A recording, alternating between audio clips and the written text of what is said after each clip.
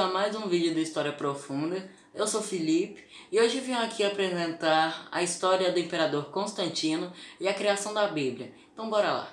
O Valério Constantino nasceu em 27 de fevereiro de 272 e morreu em 22 de maio de 337. Conhecido como o Grande Imperador Romano e proclamado Augusto pelas suas tropas, os homens de Licínio, em número maior, eram forçados a deixar sua avantajada posição em terreno íngreme e descer para uma grande área plana em terras de Adrianópolis, concedendo vantagem aos atacantes. Quando Constantino chegou ao meio do acampamento, atirou flechas com fogo, para avisar seu exército para atacar, que estavam escondidos. Lutaram naquele dia, e Constantino dizimou 34.000 homens de Licínio. Pelo meio-dia, chegou às muralhas de Bizâncio, com o objetivo de invadi-la. Constantino montou acampamento perto da muralha, montou catapultas e mandou atacar. E disse ao mensageiro: diga a Crispos que deve atacar a frota de Licínio, ancorada no Helesponto imediatamente. No seu palácio, Licínio caminhava de um lado para o outro, escutando o barulho que as pedras enormes faziam nas muralhas. O general disse a Licínio que estavam sem óleo para jogar nos rivais, que continuavam atacando. Alguns com arietes nos portões e outro com catapultas nos muros. Começaram os ataques pelos navios. Crispos estava empolgado, querendo mostrar ao pai. Lutou o dia todo e na manhã seguinte os homens cansados continuaram os ataques. Com o vento a favor de Crispos, seguiu atacando. Deu muitos navios, mas destruiu 130 e vários fugiram. Com seu navio em chamas, ergueu a espada gritando alegremente a vitória. Licínio, sabendo do ocorrido, organizou uma grande comitiva com seus tesouros, fugindo e deixando toda a família e seu povo. Conseguiu reunir um grande exército de 60.000 homens e Marco, informando a Constantino sobre a fuga de Licínio, mandou 80.000 homens pelas embarcações. Atrás de Licínio em Bésforo, chegando a lutar e 25.000 homens foram dizimados de Licínio.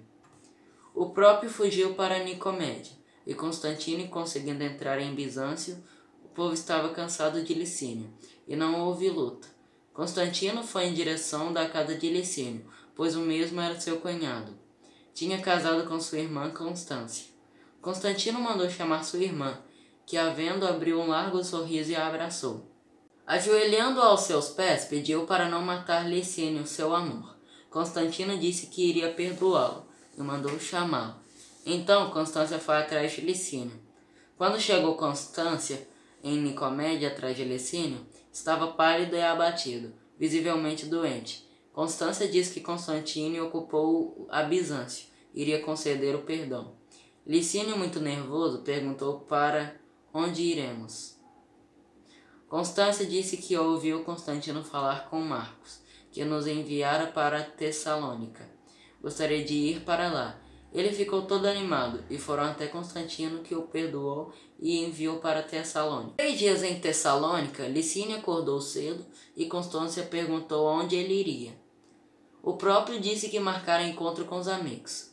Ela disse para ele ficar em casa, porque sonhou que iria acontecer algo de ruim. Ele então disse que se ouvir o que ela fala, não fará nada. Naquele momento, Constantino e Marco já tinham feito o plano, pois estavam vigiando Licínio. Marco pegou seu cavalo e ficou à espera de Licínio. Quando ele chegou à estrada, Marco o parou para perguntar algo. Marco estava com capuz e Licínio não o reconheceu. Quando conversavam, Marco desembainhou a espada e o atravessou. Licínio, pegando ele pela cabeça, reconheceu Marco e disse que tramaram sua morte. Marco arrancou a espada, subiu em seu cavalo e voltou para Bizâncio. Ladrões o pararam e o roubaram, deixando-o a caminhar de pé. Demorou a chegar em Bizâncio. Quando foi ao imperador, disse que estava feito. Licínio estava morto. Constantino então exclamou: sou o grande imperador. Marco confirmou que sim. Com a morte de Licínio, o povo ficou todo descontrolado. Muitos o apoiavam e tinham medo de Constantino, mas Constantino tinha um plano. Foi ao encontro dos bispos, e Ósio, quem ele mais confiava, falou para Constantino e a igreja fazerem um acordo, e sugeriu ir para Nicéia, com todos os bispos, e o Santo Padre, o Papa Silvestre I.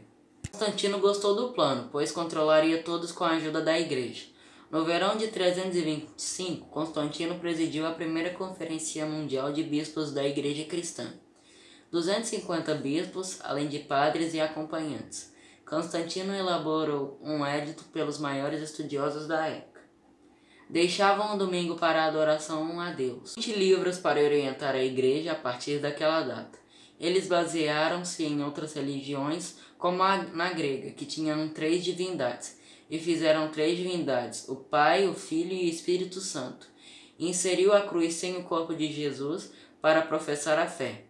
Assim nascia a Igreja Apostólica Romana, para que Constantino comandasse indiretamente o povo e a Igreja. Com o poder imperial, quem fosse contra o acordo de Nicéia era perseguido, humilhado e até exilado. O imperador reinava com ferro e fogo. Com as festividades, Constantino mandava chamar seu filho Crispos, que o interroga, pois Fausta dizia que ele queria matá-lo. Enforcado Crispos com o efeito da bebida. Crispos não conseguia se defender. Marco, ajudando Constantino, disse que era em própria defesa. Passando algum tempo, soube que foi tudo amado por Fausta, em vingança por ter matado Licínio. Foi ao encontro dela que a matou afogando ela na banheira. Em 8 de abril de 1546, a Igreja Católica Romana fez o Concílio de Trento. Fizeram a organização da Bíblia como conhecemos hoje.